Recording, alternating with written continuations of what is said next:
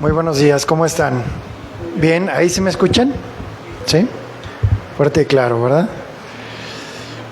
Por favor, si son tan amables de abrir su Biblia en Mateo 7, versículo 12. Mateo 7, 12, por favor.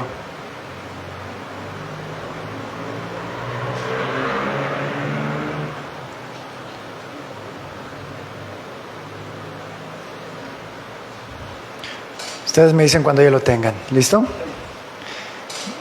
Dice así: así que todas las cosas que quieran, que queráis que los hombres hagan con vosotros, aquí se refiere tanto a hombres como mujeres, así también haced vosotros por ellos, pues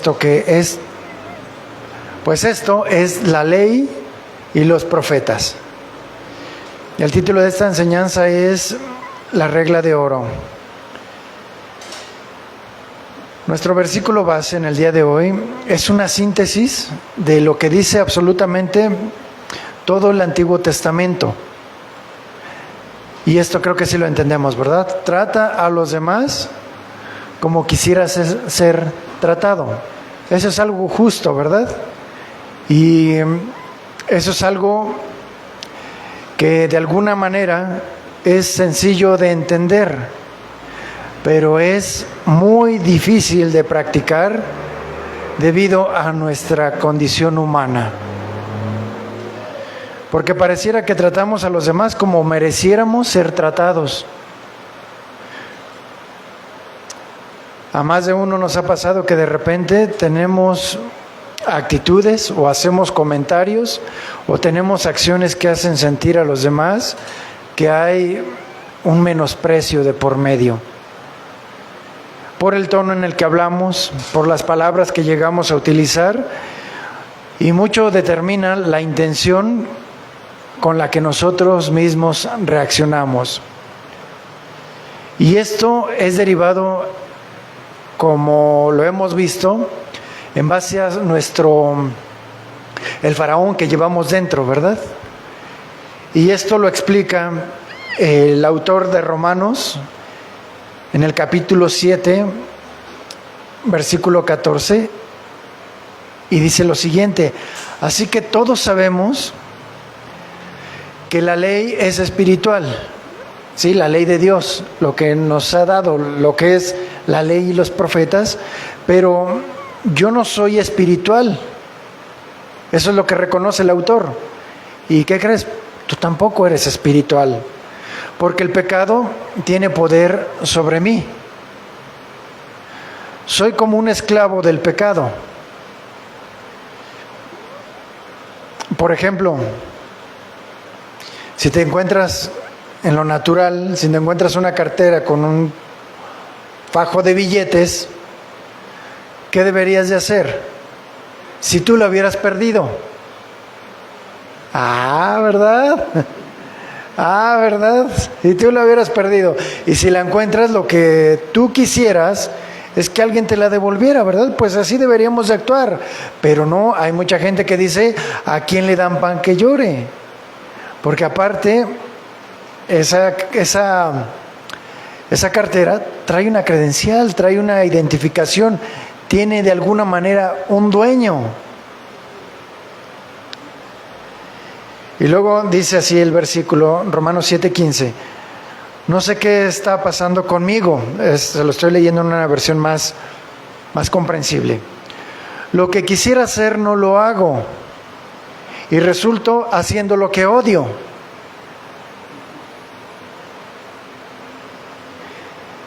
Si esto lo trasladamos a la cartera,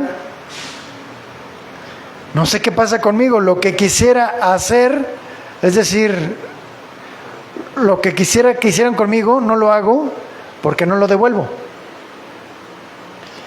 Y luego dice aquí: como no me gusta hacer el mal que hago,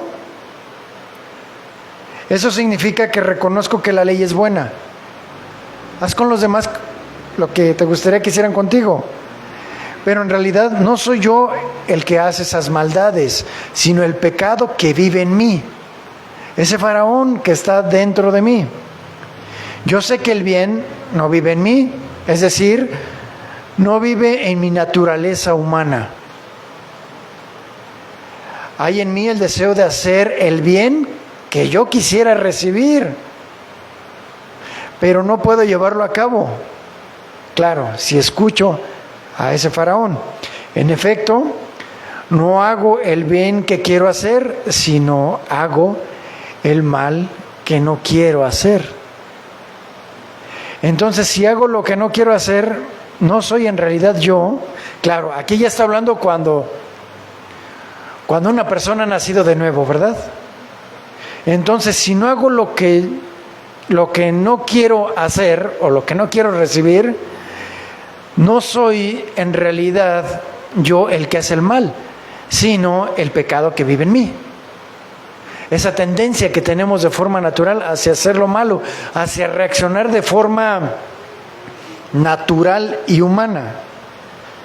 Aunque he aprendido esta regla, aunque quiero hacer el bien, el mal está ahí conmigo. Es decir, pues tenemos un ancla en esta tierra. Mientras sigamos en este vehículo, vamos a tener esa tendencia hacia hacer lo malo. Pero ¿cómo fue que empezó todo? Cuando el hombre y la mujer decidieron actuar de forma individual, de forma egoísta, generando una división justamente entre ellos y un abismo para con Dios. Lo vemos esto en Génesis 3:6. En el contexto del Edén, cuando la mujer se ve tentada de parte de Satanás, no va a pasar nada, tú puedes ser como Dios, tú puedes, es más, no necesitas a Dios. Y dice Génesis 3:6 que al ver la mujer que el árbol era bueno para comer, agradable a los ojos y deseable para alcanzar sabiduría, tomó de su fruto y comió. ¿Qué fue lo que pasó? Ella tomó una decisión basada en el engaño. Codició y robó. Robó porque tomó de lo prohibido. Y luego dio también a su marido, el cual comió al igual que ella. ¿Por qué? ¿Qué fue lo que ocurrió aquí? Que de alguna manera Adán accedió por envidia. ¿Por qué? Porque ahora su mujer tenía algo que él no tenía. Había probado algo que él no había probado. Y se dejó llevar. Y se dejó arrastrar.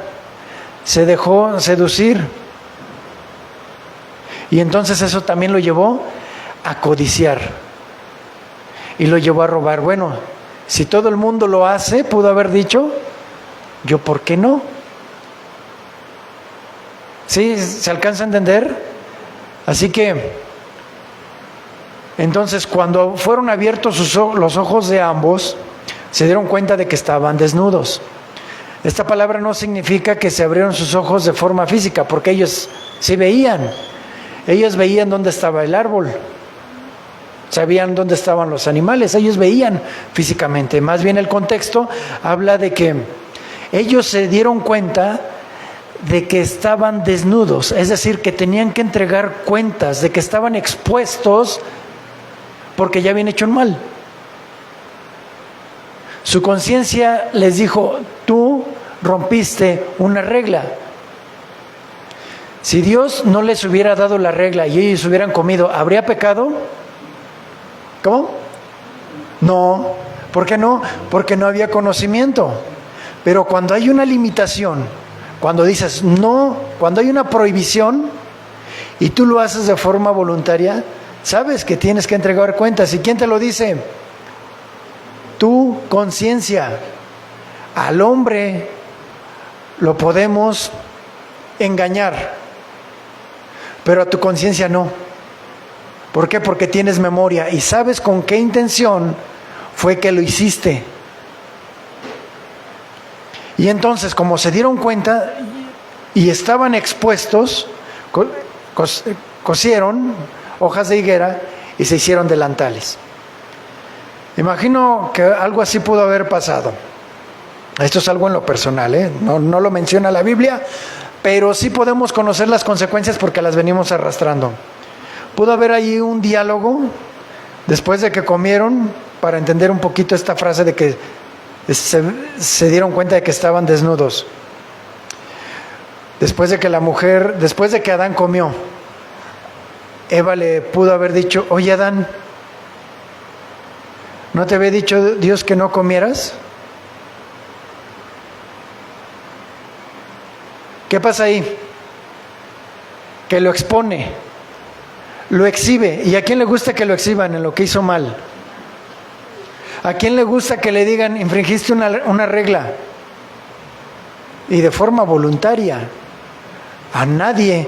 Ahí ya se veía desnudo, se veía expuesto. ¿Y qué haces cuando alguien te dice que hiciste mal? Buscas cómo zafarte, ¿no? ¿Y cuál pudo haber sido la reacción de Adán? ¿Ya ves lo que hiciste? ¿Ya ves lo que me hiciste que yo hiciera? ¿Por tu culpa? ¿No? Claro, ahora la mujer se ve expuesta. ¿Y cuál es la reacción de la mujer? Defenderse, ¿no? Es decir, no, yo no te obligué. Yo no te obligué a recibirlo. Y el otro se da un diálogo para defenderse. Y el otro le dice: pero si tú no hubieras estado de chismosa con la serpiente. Y la otra: pero ¿dónde estabas tú? ¿No era tu obligación estar aquí en la casa? Y así, se exponen, se exhiben, se sacan los trapitos al sol, uno y otro. ¿Les ha pasado? ¿Tú te has encontrado en esta situación? ¿Quién no? ¿Verdad? Se dieron cuenta de que estaban desnudos, de que tenían que entregar cuentas. Y lo peor, que te pida cuentas alguien que también cayó, ¿no? Y pues ahí te justificas. Y es más, muchos lo utilizan: el que esté libre de pecado que arroje la primera piedra, ¿o no? Híjole, pero no se dan cuenta de quién fue quien dijo esa frase. El único que estaba libre de pecado, que fue Jesucristo. Ups. Entonces, se estaban exponiendo. ¿Y qué demuestra esto? Únicamente su condición caída. Cuando alguien te culpe de algo porque lo exhibes, demuestra eso, que no está reconociendo su error, su falla, y se quiere zafar y quiere justificarse. ¿Por qué? Porque el pecado incomoda. ¿Sí? De forma natural incomoda, y además buscamos justificaciones. Porque sabes que a la carne y al faraón no le gusta que sea exhibido.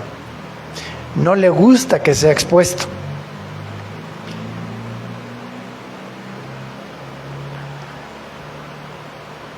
Y esas frases, ¿cómo calan, verdad? Esta frase que, ya ves, te lo dije.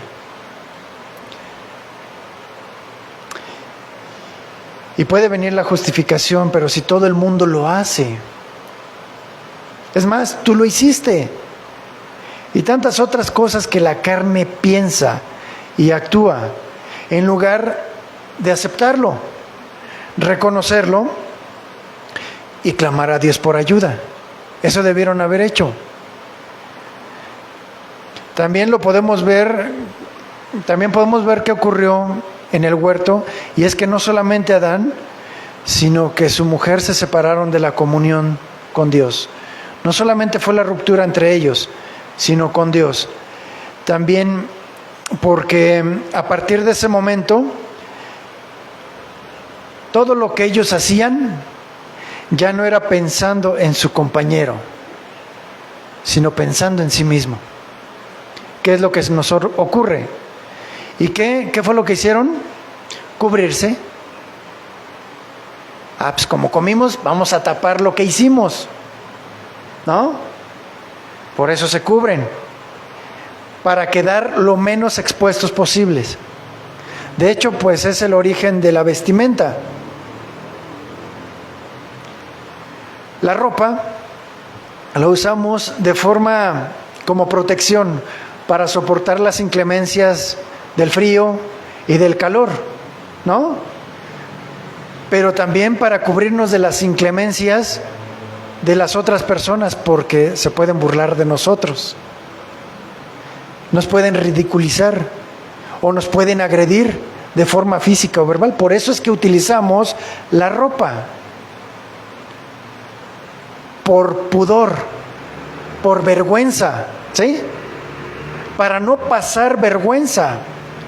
¿Y qué pasa cuando nos empezamos a descubrir de más?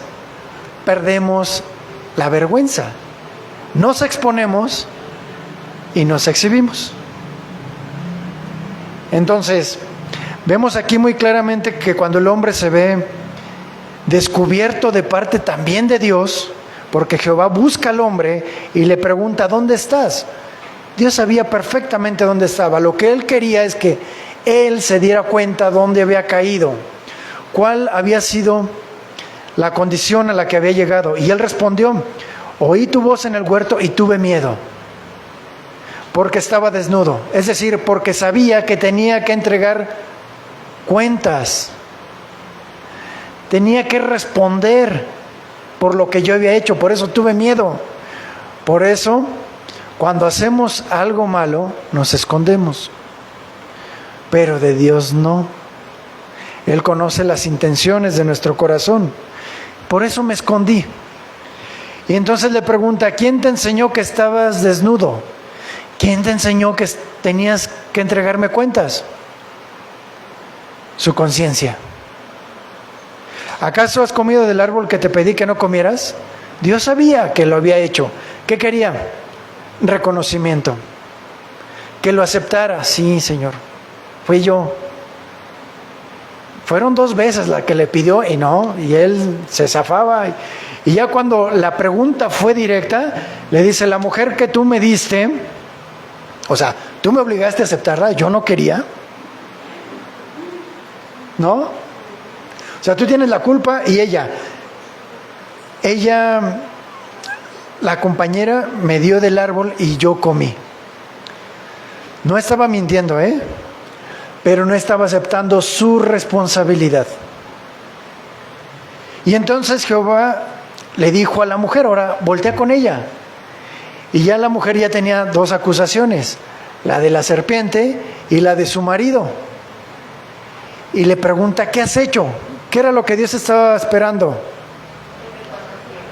Confesión, reconocimiento, aceptación. Dios ya tenía la solución. Ya sabía qué tenía que hacer. Mujer, por favor, dime qué hiciste. Es que la serpiente me engañó y yo comí. ¿Mintió? No, pero no aceptó tampoco su responsabilidad.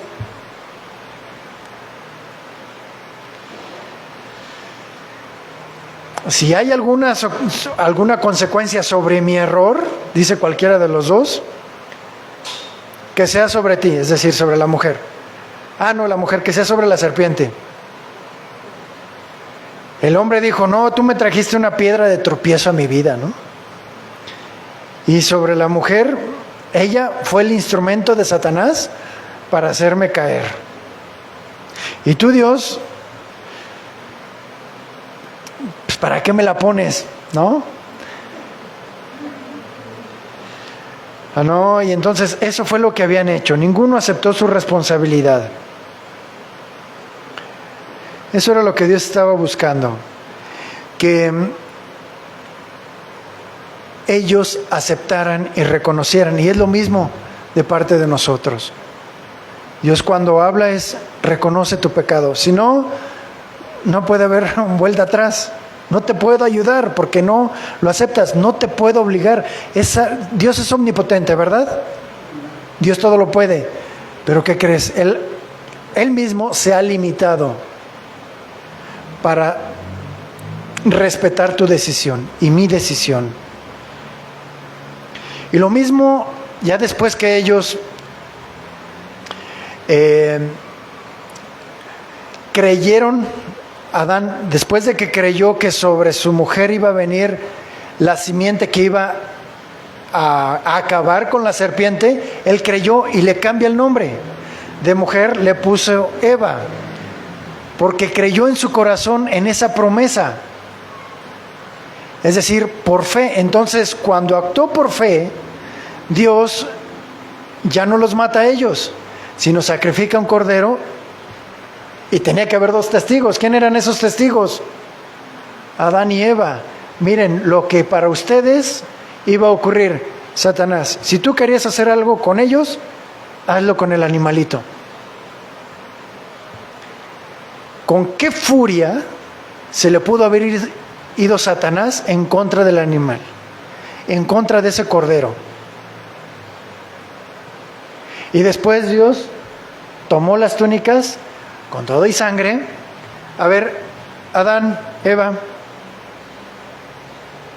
imagínense el impacto que ellos tuvieron en su vida. Esto era lo que les correspondía. Este es un regalo.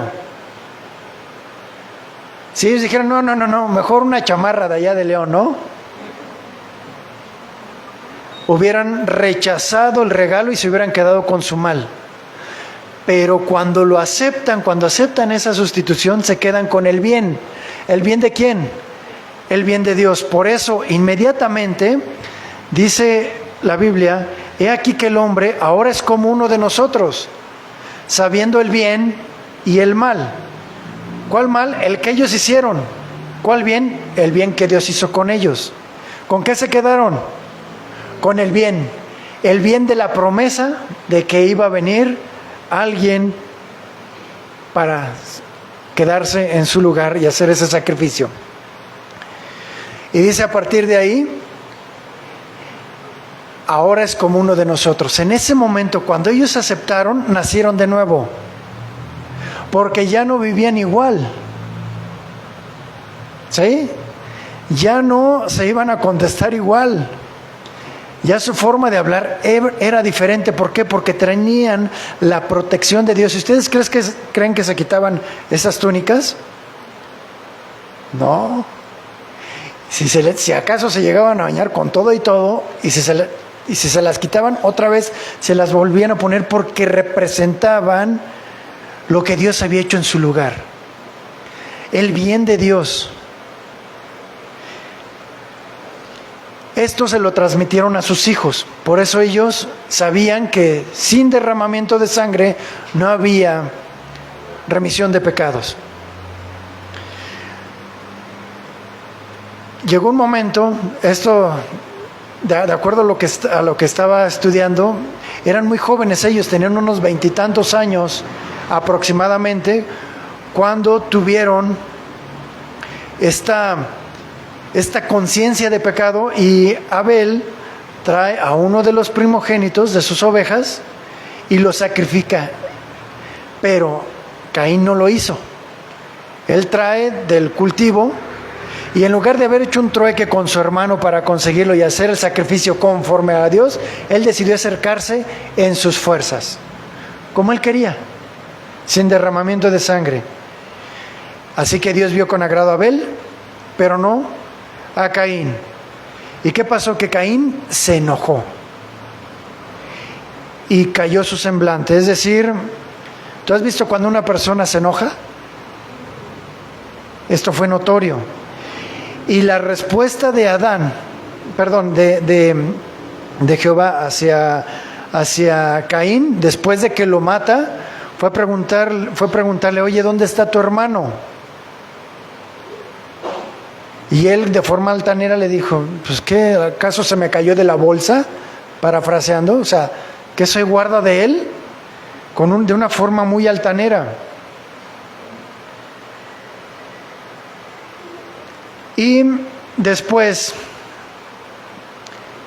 le pregunta, ¿qué has hecho? Todavía busca confesión.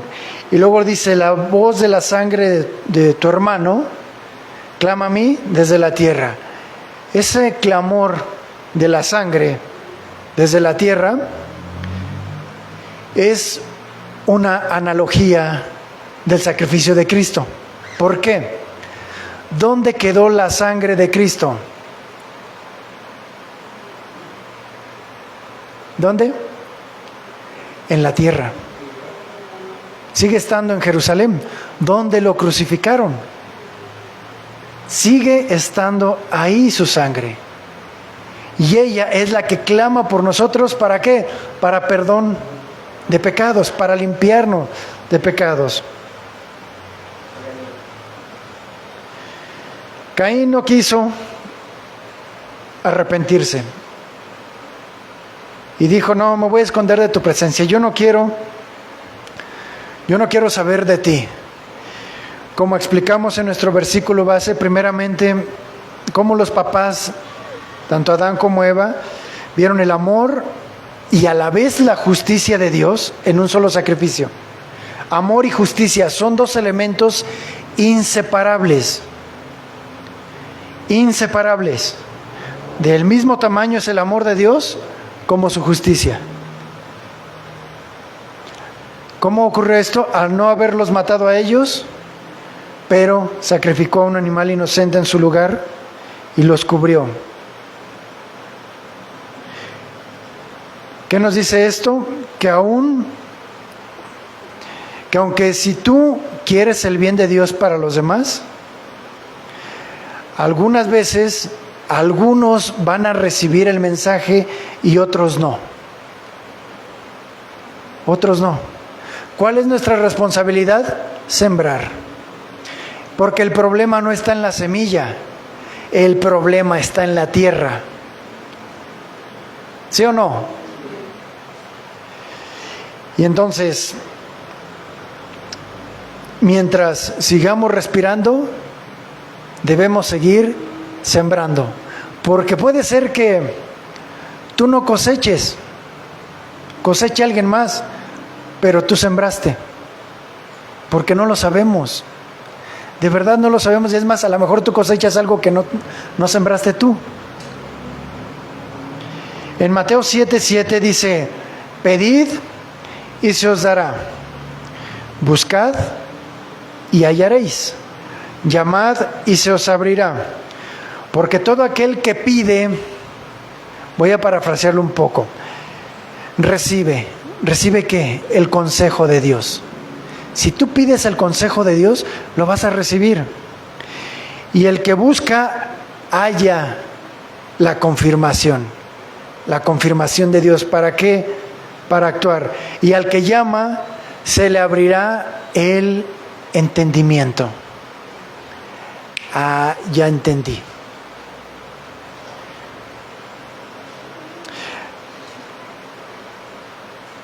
Y fíjense, este es el contexto de nuestro versículo base. ¿Qué hombre hay de vosotros que si su hijo le pide pan, le dará una piedra? O si le pide un pescado, le dará una serpiente.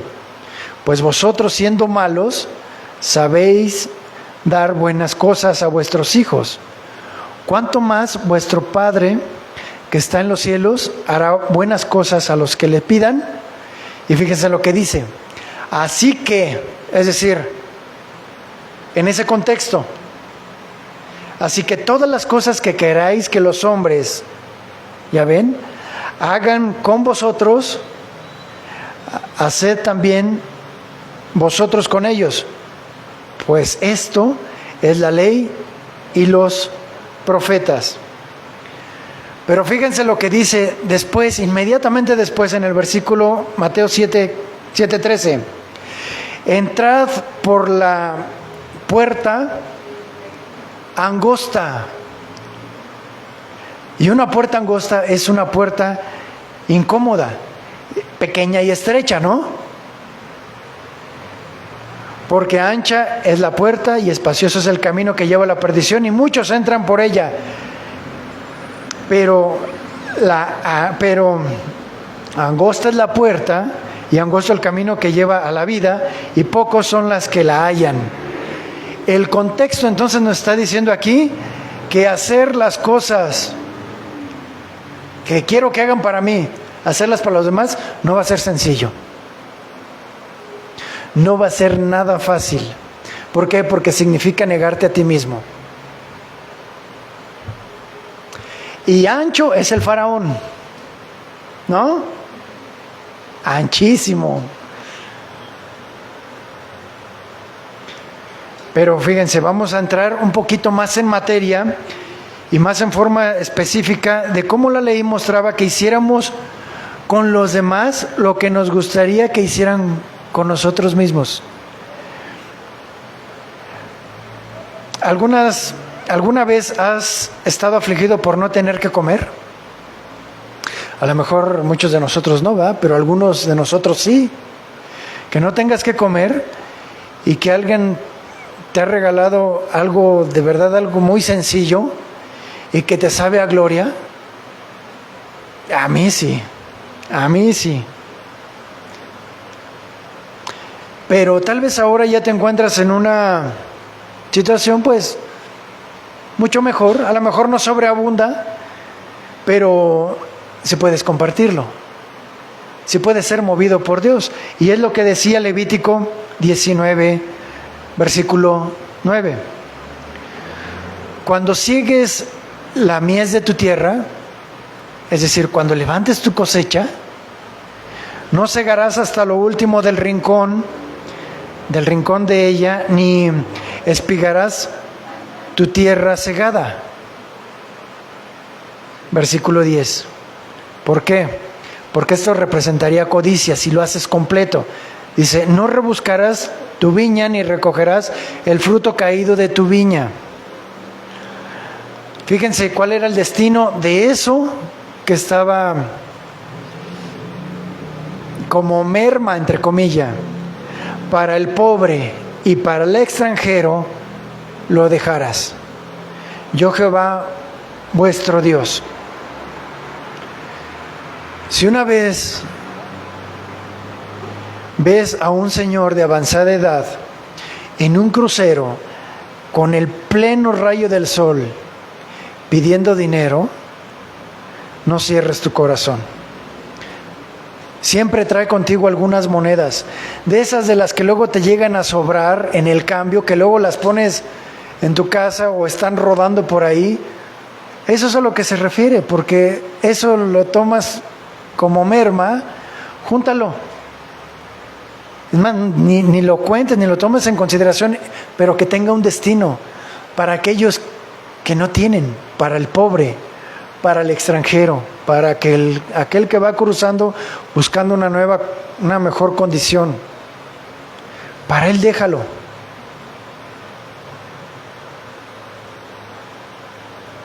¿Por qué? Porque cuando tú extiendes, no sabes si por alguna circunstancia seas tú el que esté pasando por esa situación, en que necesites algo. Y no necesariamente esa misma persona te lo va a dar. Porque cuando tú bendices a alguien, cuando tú siembras en alguien, no necesariamente vas a cosechar ahí. Puedes cosechar en otro lado. Donde Dios diga, tú vas a sembrar de todo corazón y no esperando recibir a cambio. Va a ser una consecuencia, porque dice Dios que si tú obedeces, por más que corras, la bendición o la maldición te va a alcanzar.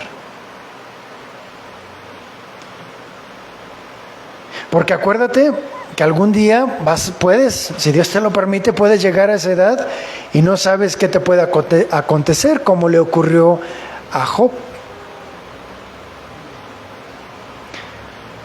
Ahora analiza lo siguiente. Tu creatividad, tu ingenio, tu habilidad para realizar el trabajo lleva consigo un esfuerzo, ¿verdad? En el que involucra tu vida, y a causa de eso recibes una retribución, recibes dinero que representa un desgaste de tu cuerpo, de tu mente, porque trabajaste de forma honrada para poder recibirlo, ¿no? Así que no quisieras que nadie te robara, porque lo que tú acabas de recibir representa tu vida. Por eso cuando te llegan a robar sientes tan horrible, porque se llevan algo de ti, el esfuerzo. Lo mismo ocurre cuando alguien te llega a estafar, obviamente a través del engaño. ¿A cuántos han estafado aquí? ¿A cuántos les han robado?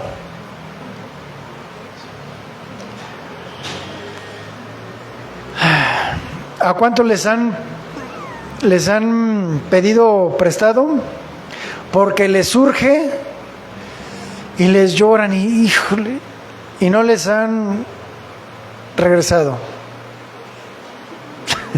Volvéanse a levantar la mano, ¿verdad?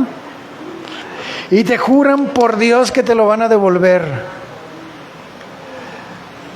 ¿Verdad que no quisieras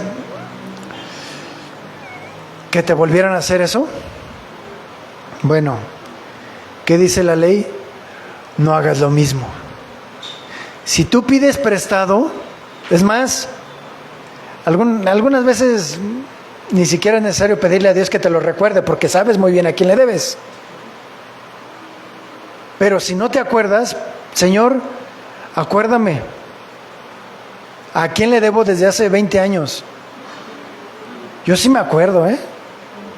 Y de hecho ya les he escrito y les he dicho, oye, yo sé que te debo, pero cuando tenga la oportunidad quisiera recompensártelo. Así que haz lo mismo, porque no quisieras que te robaran, ¿verdad? Y bueno, eso fue del pasado, pero no se me olvida. Y tengo que retribuirlo, ¿verdad? Porque eso es lo que Dios nos manda. ¿Te molesta que te roben? ¿Te molesta que te engañen? Por supuesto, Levítico 19:11, esto es lo que manda: no robaréis, no mintáis, ni os engañaréis el uno al otro. Esto es algo bien común, mentir. Qué fácil se nos hace mentir, aunque sea piadosa. Ay, qué fácil. ¿Por qué? Porque al faraón le encanta mentir. No lo hagas. Siempre di la verdad. Siempre. Porque el Señor busca adoradores en espíritu y en... entonces, no mientas. No mientas. Ahí tenemos que clavar a ese faraón. No juréis en falso por mi nombre, profanando así el nombre de Jehová tu Dios. Eso no significa que muchos lo van a intentar contigo, ¿eh? Porque el cambio es personal. El cambio es personal. Levítico 19:13. No oprimirás a tu prójimo ni le robarás. No retendrás el salario del jornalero en tu casa hasta la mañana siguiente. ¿A alguien le ha retrasado su salario, su jornal? Ay, gracias a Dios. Que no. Gracias a Dios. Ahora, si tú tienes una empresa, al menos de que sean empresarios, bueno, si tú tienes una empresa, considera que nunca le falta el salario a tu empleado. Que no le falte, porque es un mandato de parte de Dios. 19, viene el abuso. Levítico 19:14. No maldecirás al sordo, ni delante del ciego pondrás tropiezo, sino que tendrás temor de tu Dios, yo Jehová. Esto implica que no maldigas a aquel que no te escucha. Y es más, aunque te escuche, no lo maldigas. No hables mal de él. ¿Por qué? Porque no te gustaría que hicieran eso contigo, ¿no? ¿Sí o no? Tampoco que abuses y abusen de aquellos que no saben, de aquellos que no conocen, porque es algo muy común. Híjole, este no sabe leer ni escribir. Aquí voy a hacer mi ronchita, ¿verdad? ¿Por qué? Dice, porque tendrás temor de aquel que todo lo sabe, que todo lo oye y que todo lo ve. Así que si tu prójimo no te escucha, no te ve, no te oye, ¿qué crees? Dios sí. Y lo que tú siembres allá por este otro lado, va a llegar otro más vivo. Lo que siembras por acá, cosecharás por otro lado. Levítico 19:15. No cometerás injusticia en los juicios, ni favoreciendo al pobre, ni complaciendo al grande. Con justicia juzgarás a tu prójimo. Siempre balanceando, equilibrando los hechos, juzgando los hechos. Porque así es como Dios nos juzga, lo que hemos hecho. No nos juzga como personas. ¿Sí? Porque Él no hace excepción de personas. 19:16. No andarás chismeando entre tu pueblo. Qué chistoso que hayan utilizado esta palabra, ¿verdad? Qué actual. Así que tenemos que guardar nuestro corazón de este tipo de prácticas. Y chisme incluso implica aquellas cosas que son verdaderas, ¿eh? Porque pueden dañar la reputación de otra persona. Porque regularmente ponemos de nuestra cosecha y ponemos nuestro sentir. Así que también tenemos que ser muy sabios cerrando nuestra boca, crucificando ahí al faraón chismoso. 17. No aborrecerás, es decir, no menospreciarás a tu hermano en tu corazón. ¿Por qué? Porque Dios lo ve, Dios sabe qué es lo que pensamos de nuestro hermano, de aquel que vemos, de aquel que escuchamos. ¿Y sabes cómo te das cuenta de que lo aborreces a alguien? Cuando le das la vuelta. Cuando prefieres no saludarlo, prefieres no verlo. Eso guarda algo en el corazón. Y a veces opinas que todo lo que dice te parece tonto, te parece simple. La pregunta es, ¿te gustaría que esto pensaran de ti? ¿Te gustaría que esto sintieran de ti? No, ¿verdad? Te voy a decir algo sobre la misericordia y la protección de Dios. Dios nos hizo con una limitación individual, ya que nosotros no podemos saber qué es lo que piensan los demás de nosotros. Eso es una protección para nosotros mismos. ¿Por qué? Porque muy probablemente estaríamos sumergidos en una profunda depresión.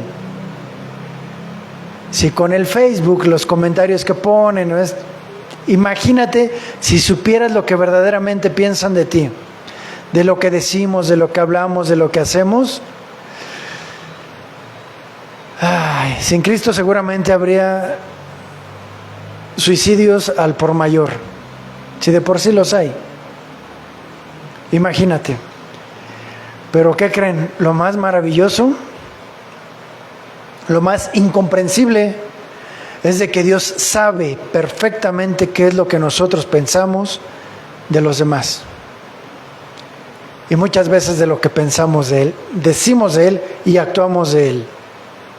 O sea, por eso es incomprensible su amor. Porque pudiendo acabar con nosotros, no lo ha hecho. Al contrario.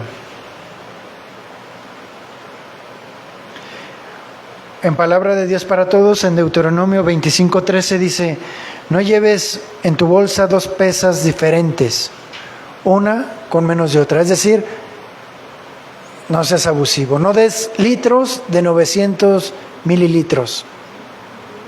¿Sí? ¿Por qué? Porque no te gustaría que te robaran, ¿verdad? O no le pongas mayor peso a la balanza, a la báscula. No la truques. Eso es lo que dice aquí. No tengas 2 medidas diferentes en tu casa, una más pequeña que la otra. Solamente deberás tener una sola pesa y una sola medida, completamente honestas, para que puedas vivir por mucho tiempo en la tierra que el Señor tu Dios te da. Es decir, si haces tranza, cuidado, porque puede acortar tu vida y puedes tener una vida de completa estrechez. Cualquiera que haga estas maldades, el que actúe deshonestamente, es detestable ante el Señor tu Dios. ¿Qué significa? Que no va a escuchar tu oración. Y las calamidades están a la puerta. Recuerda lo que hicieron los amalecitas en el viaje cuando ustedes salieron de Egipto. Ustedes estaban débiles y cansados cuando ellos atacaron por sorpresa a los que venían detrás, a los más vulnerables, a los niños, a los ancianos, a los enfermos. Y los amalecitas les dieron con todo. Los amalecitas no respetaron a Dios. ¿Qué tiene que ver la pesa con los amalecitas? Que los amalecitas actuaron en lo oculto para abusar de los más desprotegidos. Es lo que les decía. Cuando se ven la oportunidad, a los débiles, a los cansados, a los ignorantes, a los que no conocen, a los ciegos, a los ancianos.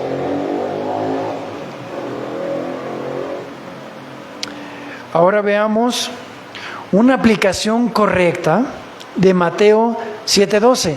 Es decir, haz por los demás lo que quisieras que hicieran contigo.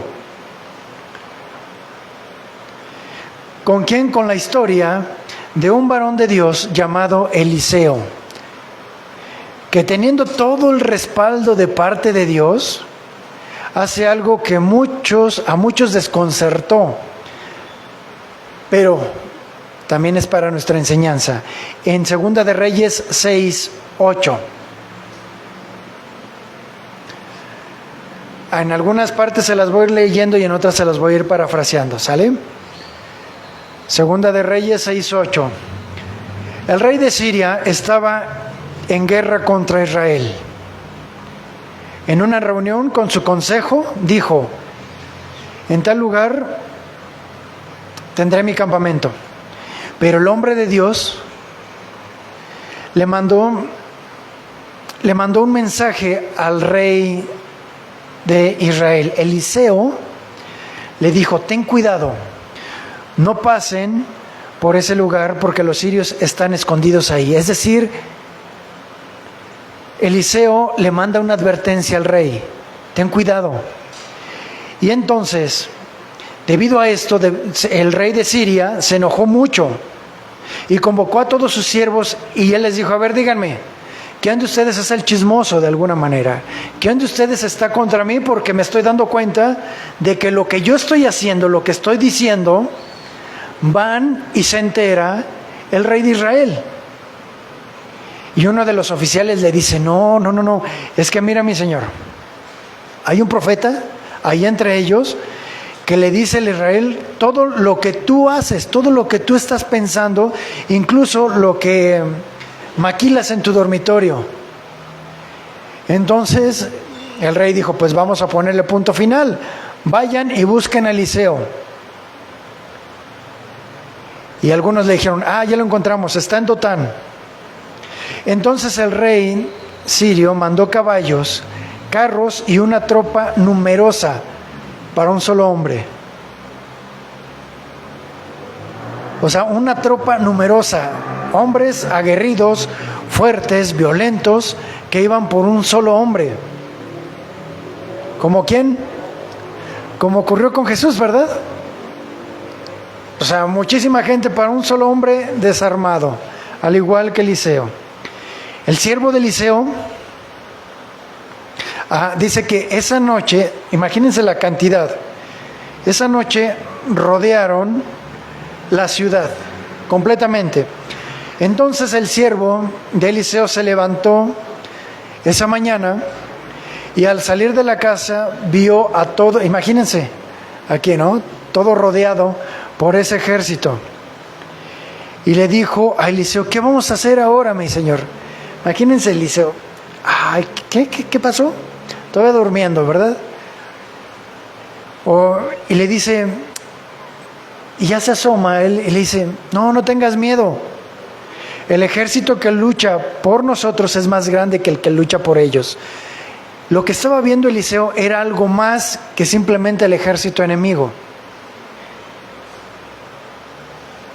Y luego Eliseo oró por el que no veía.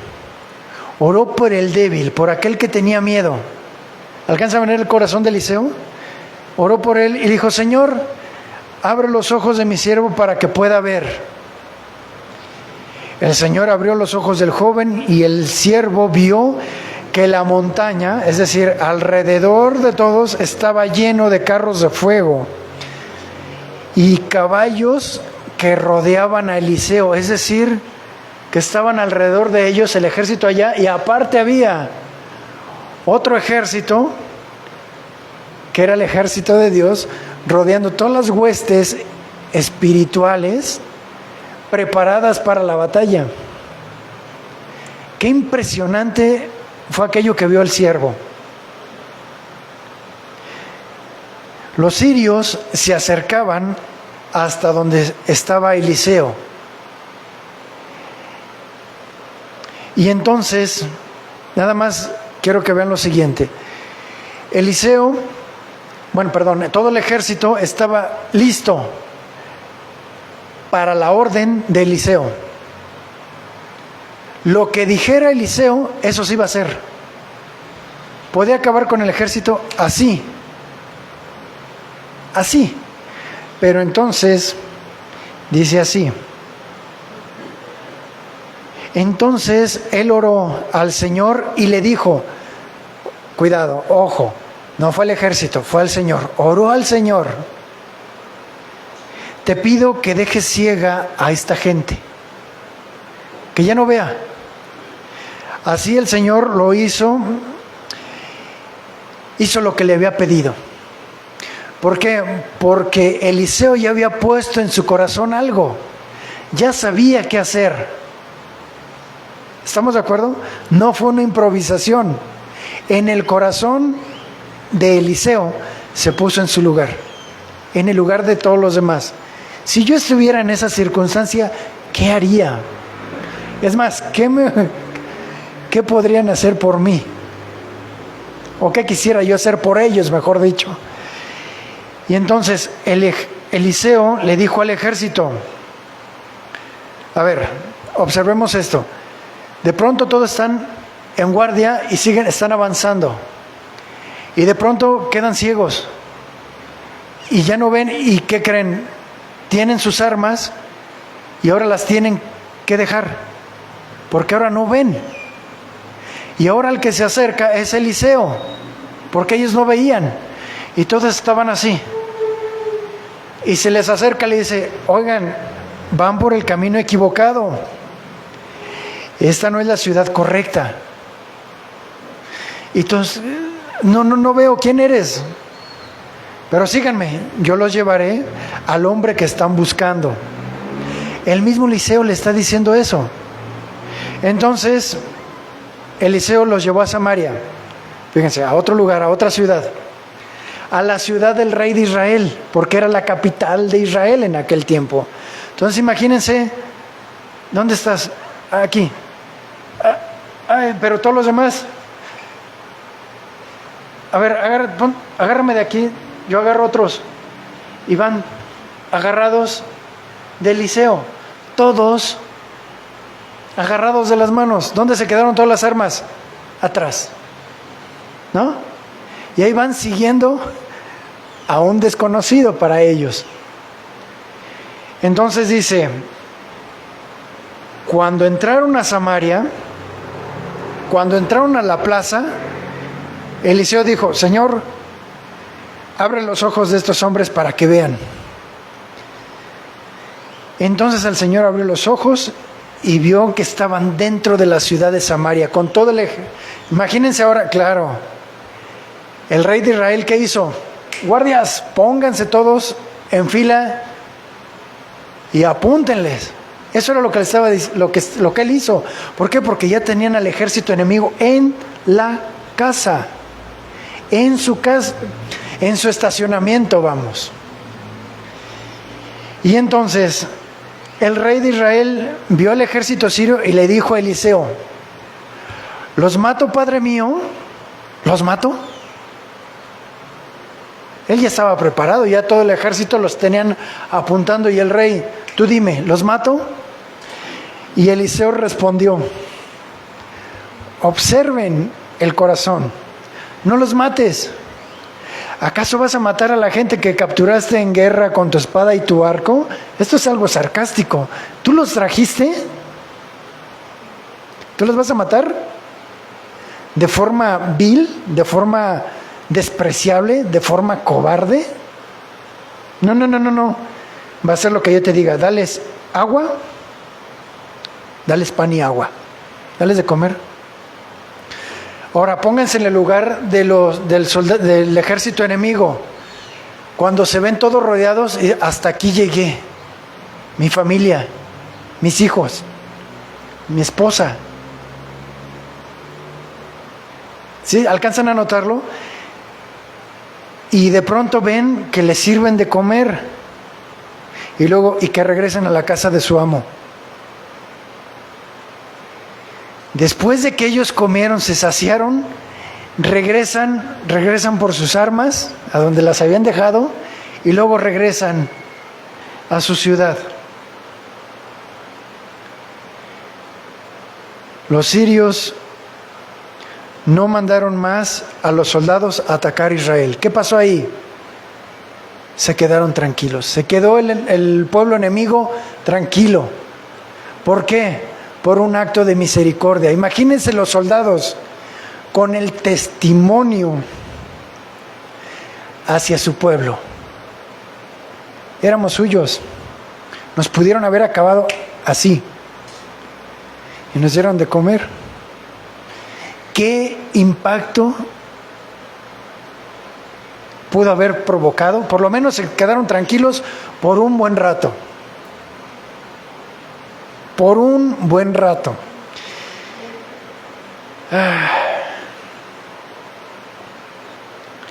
Y entonces, ¿qué nos demuestra esto?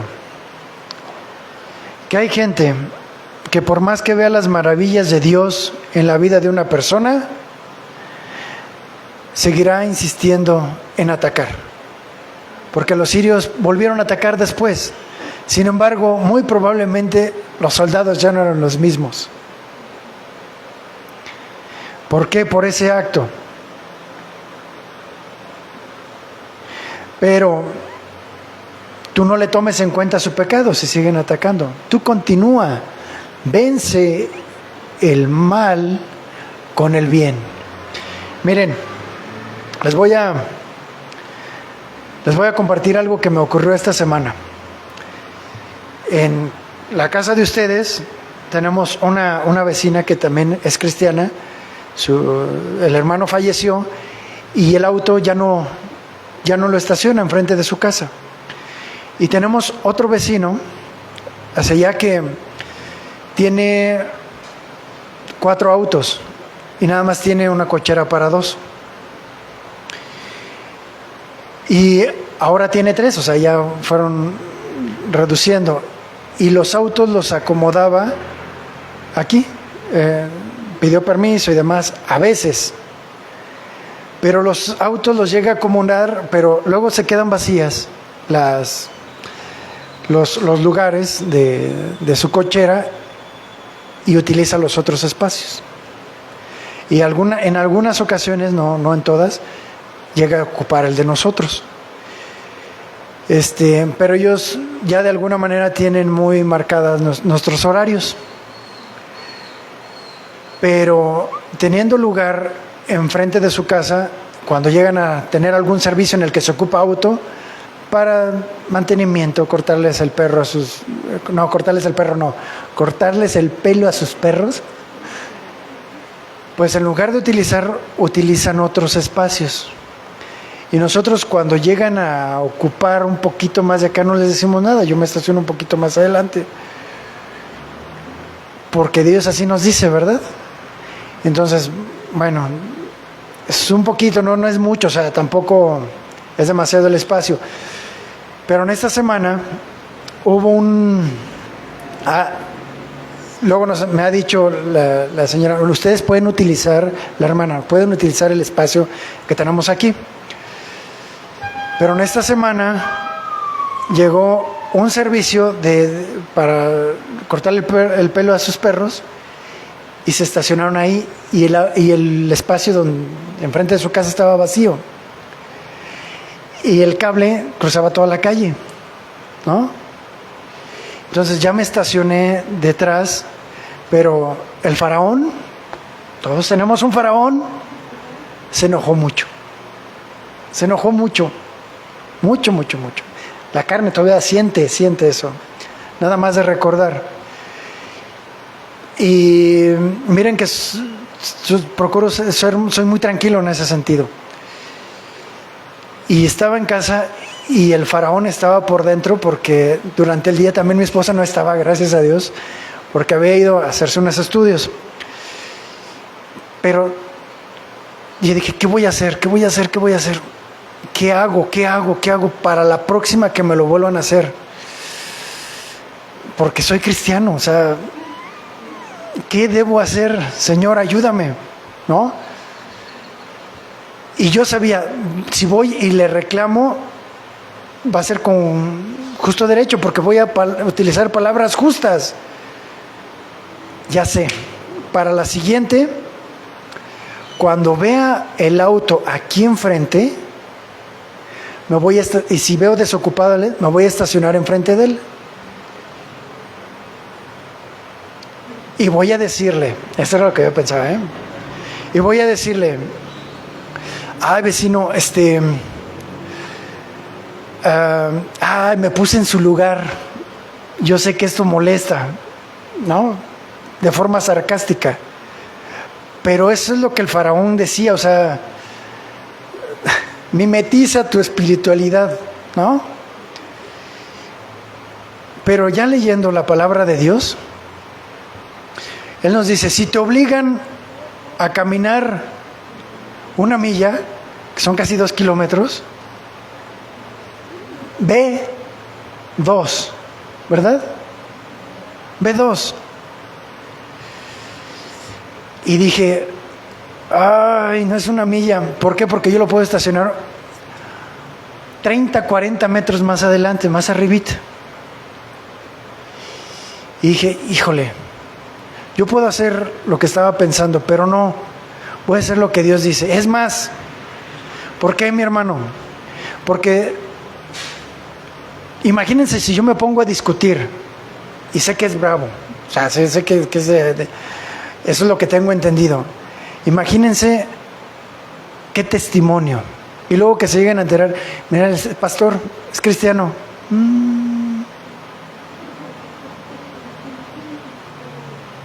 ¿No?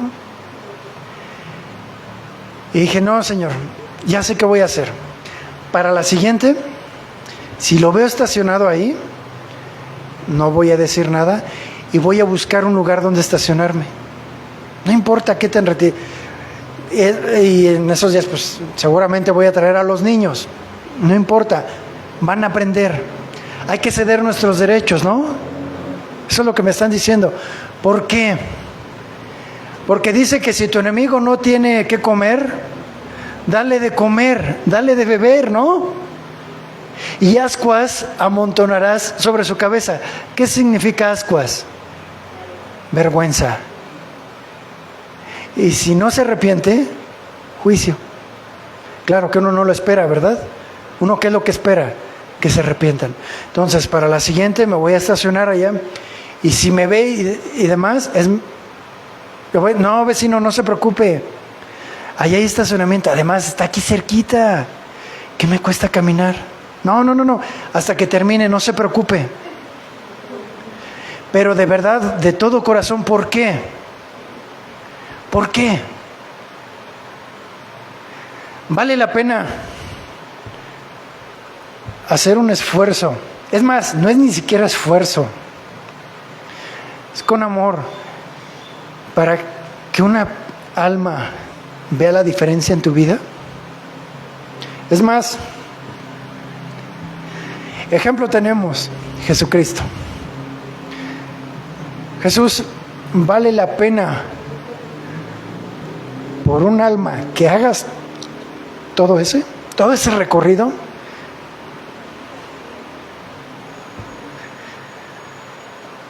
¿Tenemos excusa, mis hermanos? ¿Podemos ir unos metros más adelante? ¿Por qué? Puede ser que no coseches ahí, es más, que no siembres ahí, pero todos los demás vecinos lo verán, lo sabrán, por amor a Cristo, ¿no? ¿Sí o no? ¿Vale la pena?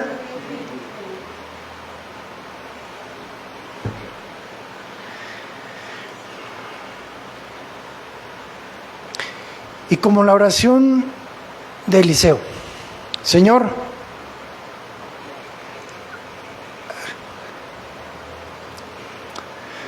abre sus ojos, ¿no? Abre sus ojos. Abre los ojos de nuestro vecino, de aquel que nos ve. Y nosotros, no digamos nada, ¿verdad? ¿Por qué? Porque es para la gloria de Dios. Y si Dios lo sabe, mejor nosotros no guardemos nada. De hecho, pues no tendría que decirles, pero hay que compartirlo porque aquí tenemos testimonio. ¿Verdad? ¿Vale la pena? Uno más, Señor, uno más, ¿verdad? Porque no sabes ni siquiera dónde vas a cosechar. Tú sigues sembrando, porque la semilla de Dios, la palabra de Dios es buena. ¿Sí? Y nosotros, Dios nos va a ayudar para seguir sembrando. Así que traten a los demás como les gustaría que los trataran ustedes, porque este es el significado de la ley de Moisés y las enseñanzas de los profetas.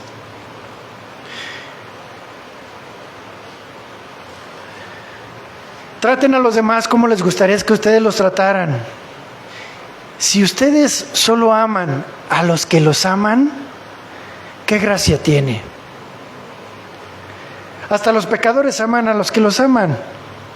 Si hacen el bien, solo aquellos que les hacen el bien, ¿qué gracia tienen?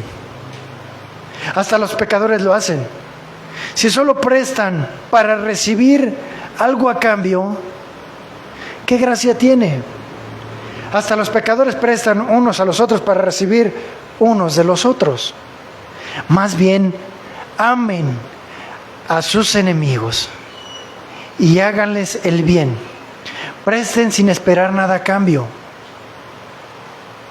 Así tendrán una gran recompensa y serán hijos del Dios Altísimo, porque Dios es bueno, aún con los desagradecidos y los pecadores. A través de ustedes Dios es bueno. Sean compasivos como su Padre es compasivo. No juzguen a los demás y no serán juzgados. No condenen a los demás y no serán condenados. Perdonen y serán perdonados. Den a los demás y ustedes también recibirán. ¿Dónde? No lo sabemos. Pero de que recibiremos, recibiremos. Les darán una medida mayor a la que ustedes pueden contener en su regazo. ¿Sí alcanzan a entenderlo?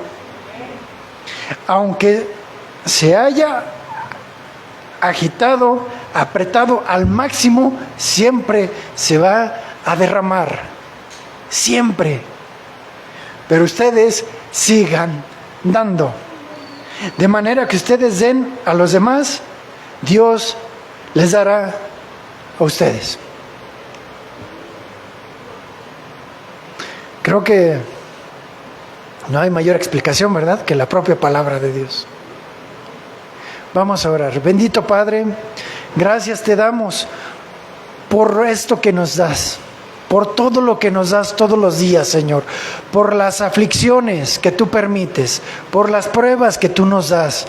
¿Por qué? Porque es el momento de llevar fruto, un fruto que podemos compartir con los demás. Ese fruto, así como ocurre con los árboles, que toman el veneno que sale de nuestra boca, ellos toman de ese CO2, ¿para qué? Para convertirlo en algo maravilloso, para dar fruto, con el fin de que nosotros bocas inmundas, podamos seguir comiendo, podamos seguir alimentándonos. Señor, queremos ser como esos árboles que dan fruto, y fruto en abundancia, y sabemos que para eso tú nos habrás de tratar, nos habrás de podar. ¿Por qué? Porque hay cosas que en nuestro corazón están arraigadas y que representan plaga, que representan enfermedad, y que tú no quieres que estén en nuestras vidas, con el fin de dar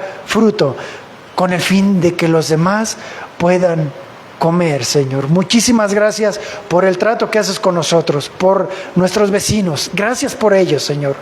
Gracias por ellos, gracias por nuestra familia, gracias por nuestros amigos, nuestros enemigos, los que tú pones en nuestro camino. Bendito seas, amado Dios, porque solamente tú eres sabio, solamente tú eres conocedor, y bendito seas, amado Jesús, porque nos diste ejemplo del cual no podemos escapar y no tenemos excusa. Gracias, amado Jesús, en el nombre de Jesús, amén. Démosle un aplauso.